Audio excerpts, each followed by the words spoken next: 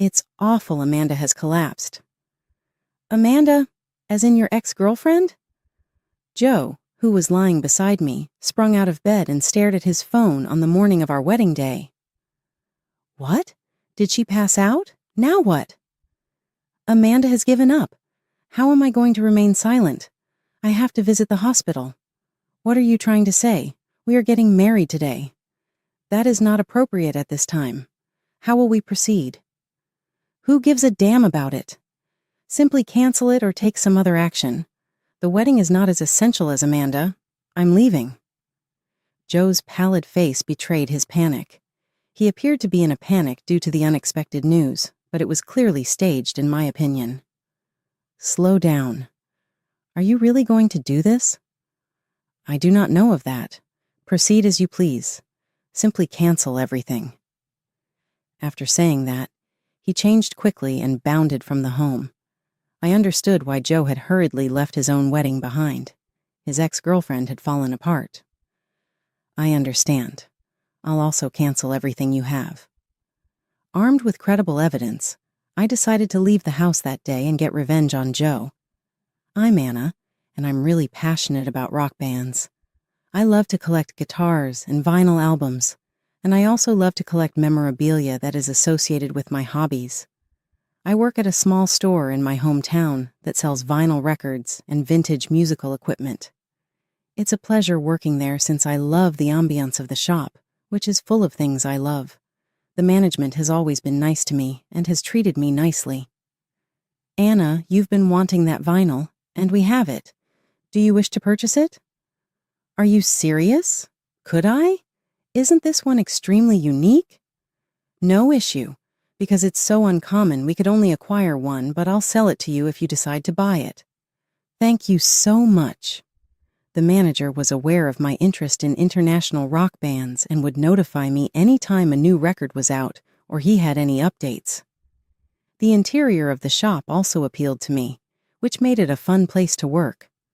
I kind of developed a crush on the manager because he made such a great shop and was courteous to clients. But I just respected him as a person and admired him since he was previously married.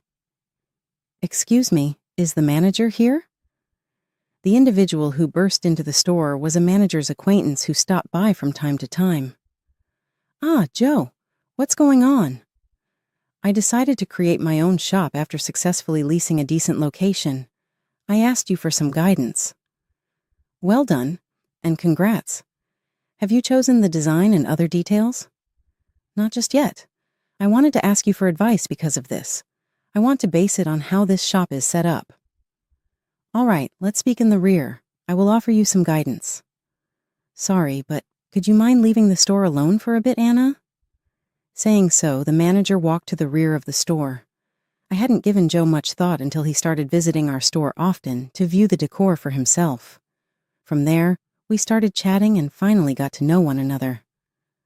I never imagined that my interests and yours would coincide, in a somewhat joyful mood.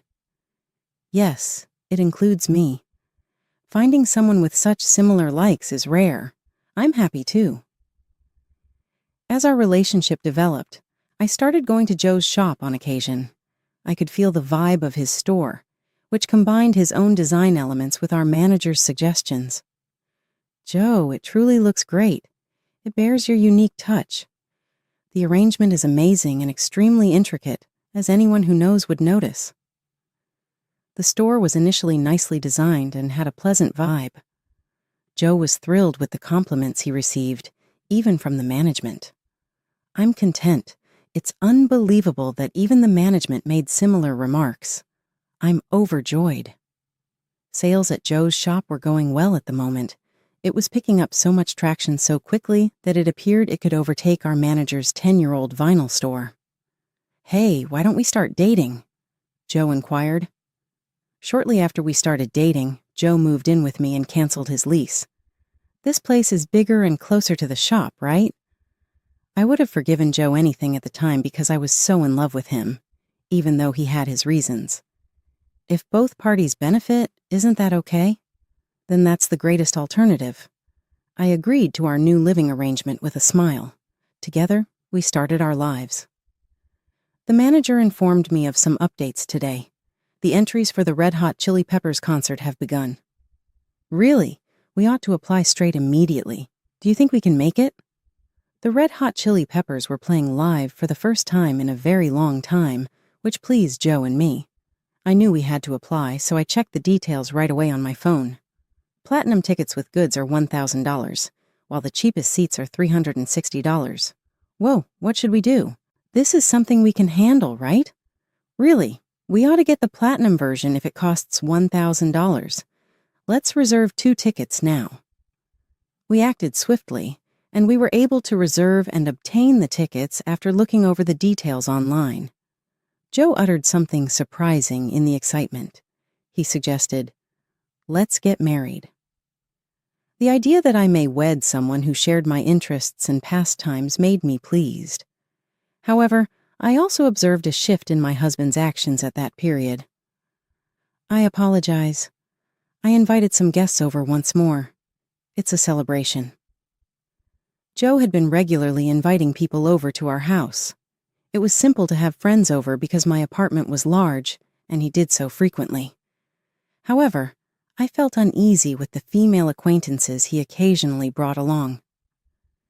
Inviting friends is fine, but would you please quit inviting women over? I feel uneasy about it. I didn't fit with the women Joe befriended. They were frequently rude and gave off the impression that they lived for their parties. It was difficult to engage with most of his pals because they were all like that in terms of appearance and disposition. Maybe you should cut back on the number of friends you host. I've been experiencing extreme fatigue lately. His pals were psychologically draining me, and the frequency with which he brought them around was starting to get to me. Joe didn't invite as many friends over later, but he continued to bring one friend, so it seemed like he noticed. Today he brought her over once more. "Sam, let's get a drink together. Cheers." Amanda, the woman, was employed at a nightclub. Joe, who had heard stories she worked at a nightclub, seemed to have helped her start selling well once she began to frequent her club. At the time, she saw him as a sugar daddy. She would often say, after a few drinks, "Without Joe, I would have lost my popularity and been fired from the club soon." It was a wonderful phrase. That alone is something I might have forgiven. But what she revealed to me on her first visit weighed heavily on my mind. I used to date Joe in high school. They were joking around with each other when they said this. "Don't worry, she's an ex." Both of them reassured me that they no longer felt that way. Still, I reasoned, it's not proper to flirt like this in front of me. I continued to make wedding arrangements while keeping an eye on Joe's situation, but I couldn't shake my unease. Is Joe truly all right? I became very anxious. "Recently, you've been observing downward. Is everything okay?" "Recently, Joe has been bringing over a woman named Amanda, and his actions seem strange." "Amanda? Yes, I am familiar with her. His former partner, correct? They've always been sporadically involved, but since he's getting married to you, Anna, I believe everything will work out this time. However, I feel uneasy after hearing this." That's the kind of relationship they had? Was there ever anything before? Once, Amanda took Joe away from his ex-girlfriend and followed him out of state before bringing him back. Does that imply that she abducted him at that time? "It's not theft, because he's my ex," Amanda reasoned. "You were the one who stole." She allegedly out-argued the opposing side. I told my manager, "That's a lie. No way." At that moment, what did Joe say? He concurred with Amanda. It appears that he agreed with her logic. I'm becoming increasingly nervous now that I know about Joe's previous relationship. My anxiety simply increased. The site for the wedding had already been selected and reserved, the invitations had been sent out, and all of the wedding preparations were moving along nicely. Orders for the dress and wedding cake had been placed. But was Joe going to betray the woman he loves and allow Amanda to take him in again? I was unable to stop thinking about this. I want to think that our link is strong because we have agreed to get married. But after hearing what the manager said, I can't help but feel worried. I'm sorry for making you nervous, but look, I sometimes go into his store and chat, and he seems to really love you, Anna, so I think it'll be okay, the manager stated in an attempt to console me. However, Joe's behavior only grew more suspicious after that day, which made me feel more nervous. Darn that guy! What's wrong? Have you been to Joe's store recently? I haven't visited. What's going on? I asked. Both the inside and outside have been altered. All of a sudden, it's heavy metal. It's difficult for visitors to enter because of the slick outside and overly loud inside. I warned him that this might turn off clients, but he did not listen, just saying, "This is my style, so it's fine." Heavy metal? Why now, suddenly? Although Joe was never particularly into extreme metal, he does enjoy rock bands. Then it dawned on me. Kiss is a heavy metal band that his ex-girlfriend Amanda enjoys. Is Amanda's influence to blame? Joe's behavior had changed since he started dating Amanda. It was always Amanda this, Amanda that, day by day. I began to ask him whether he still loved me every day. Why do you bring up Amanda so much? You do know that I adore you. Joe would respond, of course, to this. Amanda is merely a buddy who is complicating things. I was still concerned, though. Hey, could you please avoid Amanda? We're getting ready to tie the knot. Aren't you obsessing over her too much? Are you sure it's all right? Are you really not being dishonest? What? What strange dreams are you experiencing? Do not worry. Everything is okay. We are just pals, Amanda and me. She's been sick lately too, so I'm just worried about her. Oh, the manager told you about that? Don't worry. It's okay. And you know, the manager told me lately that since you made changes to the shop's front and interior, sales had decreased. Are things going well for you? Perhaps you ought to think about paying attention to what the manager says. Okay, enough already, Anna. What are you even saying? Permit me to run my store any way I like. Joe and I had not spoken since that day. He kept frowning, his face pouting.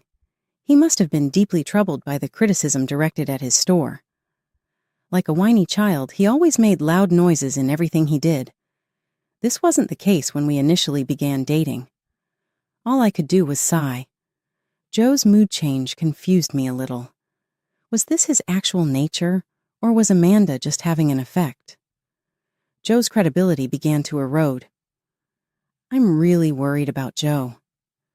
Every time I went to work, I would complain to the manager about how troubled I had become. Maybe sensing my anxiety, he continued, "Don't worry. Trust me in case something goes wrong. I'll definitely take care of it." The wedding was drawing near quickly. Joe's apathetic behavior at this point was making me nervous. I detested that so much. Then Joe did an unbelievable thing the day before our wedding. I'm heading out for a drink with a friend. Because the wedding was the next day, Joe had returned early, but he announced his plans to go out right away. Where are you heading? Tomorrow is our wedding day. Is everything right now? It's all right. I take it that the wedding begins in the afternoon. Saying, "Don't worry, everything will work out," he departed. More so than usual, he left so abruptly. Is he with a pal? Seriously? I started to doubt Joe's behavior so much that I started to doubt everything he did. When he got home at 1 a.m, he jumped right into bed without even taking a shower. This perfume fragrance. Is this not Amanda's favorite perfume scent? Joe smelled so good that it stunned me. I verified my suspicions about his cheating while pretending to sleep. There must be dishonesty here. Is he supporting Amanda's logic once more, even if he claims we're getting married? Foolish Joe. I attempted to sleep, but anger welled up. Joe curled up next to me and began snoring right away. I considered waking him up to confront him for a brief minute, but I decided against it. My mind was racing with ideas when I was wide awake. Tomorrow is the wedding day. What does he think? My nervousness over the wedding was all I could think about. What if Joe does something that ruins the wedding? My parents are both coming. How do I make it clear? Should Joe's parents also be present? I was so worried about these things that I was unable to sleep at all. And the worst thing occurred early the following morning. All of a sudden, a loud phone rang. Joe's phone was buzzing nonstop. I noticed Joe's phone screen flashing Amanda's name, half drowsy from the rest of the night. That woman! What is she planning on our wedding day? As I was thinking this, Joe heard the phone ring and picked it up. Hello? What? Has Amanda fainted? When Amanda is calling, why is he saying that? I listened to Joe's conversation while I considered this. He appeared worried as he spoke to me and abruptly hung up. Amanda has collapsed. It's terrible, Joe said while projecting fear. But I was too familiar with his act. His practiced remarks didn't sound real, and I could tell what was really on his mind. He was obviously itching to see Amanda. What? Did she fall? What now? After Amanda passed out, are you considering visiting the hospital? Joe, today is our wedding. That is not appropriate at this time. How will we proceed? I was struck by how ridiculous our exchange was. He ought to just leave if he wanted to be with Amanda. Then there would be Joe to deal with. I had spent the sleepless night contemplating my next move, and today I resolved to take action. I couldn't forgive Joe for being manipulated by one unstable woman. It seemed his love for me had disappeared because of Amanda's influence. I don't care about that. Just cancel it.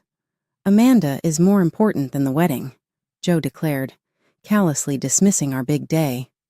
His disregard for the seriousness of canceling the wedding pushed me over the edge. Do whatever you want. Just cancel everything. Joe's words pushed me to my breaking point. With a heavy heart, I muttered to myself, Fine, I'll cancel all your stuff too. With chilly eyes, I watched Joe walk out of the home. I called as soon as he started walking near Amanda. I could not allow the wedding to go ahead as scheduled today. I broke the news of the cancellation to the venue workers, giving them every detail with a heavy heart. There were consequences for calling off the wedding so soon, as was to be expected. The location advised me that we would be responsible for an 80% cancellation fee, or $72,000, based on our expected $90,000 wedding costs because of the last-minute cancellation. We had an arrangement that the groom's side would cover these expenses. Could you please prepare an invoice so that it can be charged to them? I asked, my voice firm despite my internal distress. I had to tell our friends, my parents, and Joe's parents first. Our common passion for foreign bands served as the inspiration for our carefully crafted wedding, which included unique elements and friend performances. I had to break those plans now and let them know how disappointed I was. Mom, are you currently getting ready for the wedding? On the other end, I could hear her delight. Yes, I am. Why? It begins in the afternoon, right? I have to get ready right away or I won't arrive in time. I said, I'm really sorry, Mom, but the wedding has to be dismissed. Speaking with a sad heart. What are you talking about? The sharpness of her voice broke through my mother's tone of disbelief. If you knew this was going to happen, you ought to have canceled earlier. Why hold off till the very last minute? Taking a big breath, I went over everything Joe had done with reference to his ex-girlfriend, Amanda. My mum listened in silence, her first horror turning into a serious comprehension. That's correct. You had faith in him, she ultimately stated, her tone becoming more gentle. I'm sorry for misunderstanding that feeling. I then gave my dad a call. His response was swift and decisive once I gave him the rundown. Without a doubt in his voice, he said, I'll get back at Joe for this. When he came to ask for marriage, I thought he was a good guy. They are on the same level if a dumb lady like her can influence him. Joe, come to our place. I'll let him know how I really feel. I consented to take Joe to my parents' place since I knew how determined my father was. If I informed him over the phone, it was obvious what would happen. My list went to Joe's parents next. I rang them up with shaky fingers. When his father replied, I didn't hold back. I gave an explanation of everything, including Joe's behavior and the wedding's cancellation. His father's reply was thunderous, his voice booming over the receiver. What? My foolish kid who is dating Amanda? He spoke with a hint of rage. The woman who had before caused so much trouble? She's still manipulating him. Understood. Anna, I'm going to give Joe a call now. Kindly get in touch with everyone else who hasn't received the news yet. I hung up the phone with a heavy heart, knowing that I still needed to tell our friends and family that we were calling off the day that was meant to be the happiest of our lives. I called our friends again, but with a sorrowful heart, to let them know about the wedding cancellation. Every explanation brought back disappointment and betrayal, making each interaction agonizing. There was just one more call to place. Hello, is this the manager? I started, gradually raising my voice to describe the circumstances. I'm sorry, but the wedding today has been canceled. Why? Did Joe make a mistake? The manager's voice betrayed his uneasiness. I inhaled deeply and started to retell everything that had happened the night before, including Joe's abrupt exit and actions. After a little pause, the manager answered, I see. I was worried, but it turned out just as I thought. What do you mean? Curious, I asked. Since you told me about Amanda, I asked some of Joe's other friends to collect information, he said. Those two seemed to be genuinely in love. He was honestly declaring to his buddies that he intended to call off the wedding on the day of the event. It was thus prearranged. They must have aligned their stories and resolved to do it together. I became silent in shock. With remorse in his voice, the manager went on. I thought it was a joke. However, I didn't think they would follow through on it. Anna, I apologize for not telling you sooner. I managed to answer, no, it's okay, with a peculiar mixture of relief and sadness. In reality, I was fortunate to obtain the knowledge. I'm grateful. I made one last call after getting in touch with all of our friends and politely telling them about the wedding cancellation. I said, excuse me, to the customer support agent on the line. I had reserved Red Hot Chili Peppers Platinum tickets, but can I cancel them? That is feasible, was the response. We will process the withdrawal for you. The fact that bookings had only been made and the performance was still far off was a minor comfort. The tickets were $1,000 apiece, so buying them would have resulted in a substantial loss. I really wanted to keep them, but if it was a way to retaliate against Joe, I couldn't help it. I didn't want to do it. I wanted to keep them, but I couldn't bear the thought of Joe having them. I made my decision, canceled everything, packed my things, and decided to return to my parents' house for a while. Now that I'm home, what's going on? Where's Joe? Don't worry, I'll call him. Dad won't be satisfied otherwise, right? Yes, that's correct. I had a busy morning canceling weddings and other appointments that day. It was nightfall before I realized it. My father-in-law had told me in a message that he had spoken with Joe, but Joe hadn't gotten back to me at all that day. The doorbell rang loudly just as the day was coming to an end. How come? Who could be arriving at this hour of the morning? Outside the front door, about 4 or 5 persons were present. Who is that? My father answered the door to see Joe, his parents, Amanda, and the manager standing there. What is happening? Joe was in his father's arms, his face covered with bruises.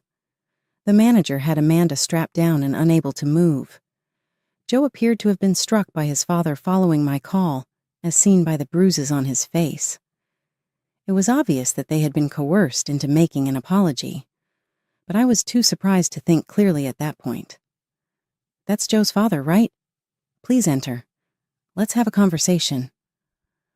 My father brought everyone into the living room as soon as he realized what was going on. I apologized profusely.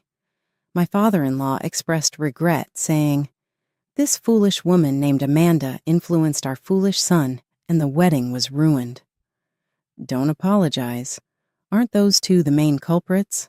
I don't know what they were thinking, but apparently they were planning to cancel the wedding. You've got some nerve playing with my daughter like this. I'll deal with you myself.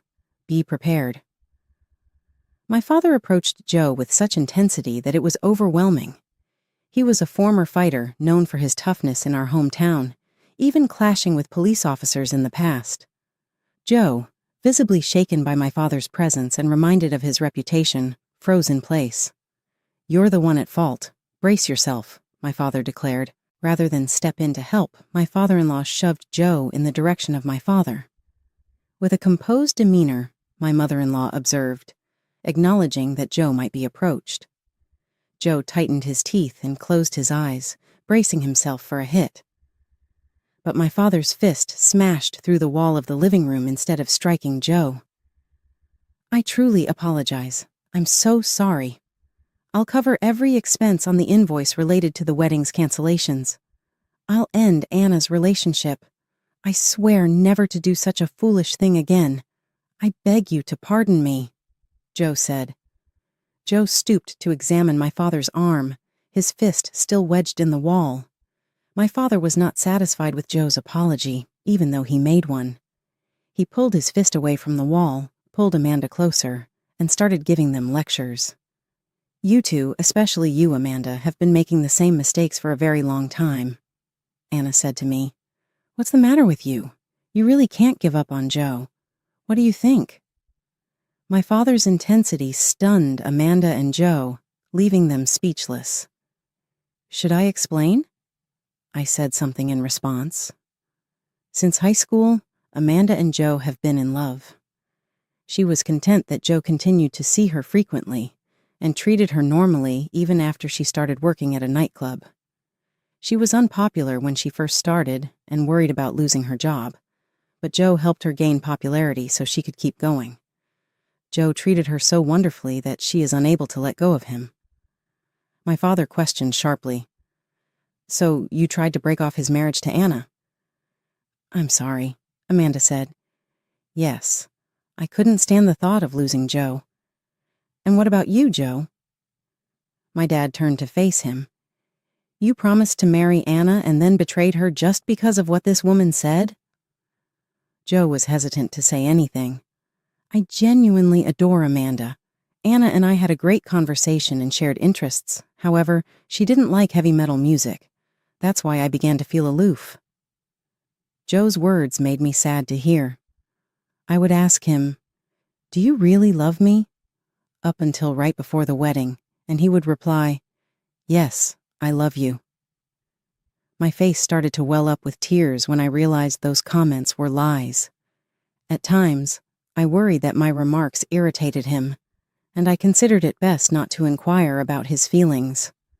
However, these factors were quickly disregarded, and I felt as though my efforts had been in vain. "You ought to have moved on from me long ago if you had felt that way from the beginning. Why do you want to hang around with me till the wedding day? It's the worst," I stutteringly said. With a strained voice, Joe said, "It was all Amanda's idea. She goes to great lengths to undermine anybody who attempts to take me away because she feels threatened by them. I made a mistake by agreeing to it. I should have ended things sooner if I had known this would happen." Joe's confession brought a heavy stillness to the room. With a smack that echoed across the room, my father sent Joe flying into the glass of a closed sliding door. "You naive! Simply go be with that woman if you truly love her." My father yelled, his face red with rage, and looked as menacing as a red ogre ready to murder. "I don't even want to see your face," he said. Joe felt the heat of my father's eyes and knew he was in trouble. He whispered, "This is bad," as he swiftly cowered behind his father-in-law. "I should go back for the time being." "Who, in your opinion, started this? You take care of it since it's your responsibility." His father stood up with his wife and said forcefully, "I don't want to know." They said, "Please take care of the rest. Now that your bed is made, lie in it." The manager said, "If you've been that blunt, then handle it yourself," and he gave me an envelope with supporting documentation before walking out. When I opened the envelope, I was startled to see pictures of Joe and Amanda together, even lying in bed as they entered a hotel. I was crushed by what I saw. What is this? Already feeling defeated, I mumbled. I had no desire to interact with them further. My father slapped Joe once more, clearly furious now. Then he hauled him outside the front porch by grabbing him by the collar. Amanda suffered the same fate. My father hauled her out while glaring at her and said, "Leave without saying a word." I forgot to explain that I canceled every concert and item of goods we had jointly scheduled. Joe, I believe it was you who advised canceling everything. Joe's eyes widened as I delivered this parting shot, but he was too terrified by my father's aura to say anything, so he just walked away. "Many thanks, Dad," I said. "Don't you ever get involved with a loser like that again." Joe later confirmed to me via a message that he had paid all of the wedding cancellation expenses. The manager appeared relieved when I told him, "That's good to hear," and I told my parents. But the manager's attitude was grave. I said, "What's wrong?" After that, I stopped by Joe's store to see how things were doing, but the outside was still the same and there wasn't as much foot traffic. Joe warned me that the store might fail. He brought everything upon himself, and that's what happens when you don't listen to counsel. The manager said, "I say that, but I've been close with Joe since high school, so it bothers me." The manager disclosed their long-standing high school senior-junior relationship with Joe. They were familiar with Joe's social circles and indicated that, as a result of his negative attitude, most of his pals didn't really like him. After the wedding disaster, a lot of people had moved away, and the manager was his last surviving relationship. Despite his rugged look, he is surprisingly sensitive. Every time they break up, he is easily swayed by Amanda and descends into sadness for roughly a week. "I can't help but worry knowing that," the manager said. "Wait, you were saying how much you loved Joe just recently, and now this?" I inquired. Amanda lacks clarity. She always changes her mind and goes after the person she likes as soon as she does. Since high school, it has always been that way. Joe consistently allows Amanda to control him, even though he is aware of this. The manager said empathetically, "After Joe and I broke up, things went downhill for both of us. Joe struggled financially and emotionally, while I ended up in a toxic relationship with an abusive new boyfriend. Eventually, I reached out to Joe, hoping to reconcile, but he couldn't handle it after everything that happened with our failed wedding. He pushed me away, and we both ended up in our own personal hells. Our lives have taken a difficult turn since our breakup. But for me, those challenges don't define my future. I still hold on to the hope of finding love and getting married again. Every day I focus on self-improvement, striving to present myself in a positive light and dedicated to my career,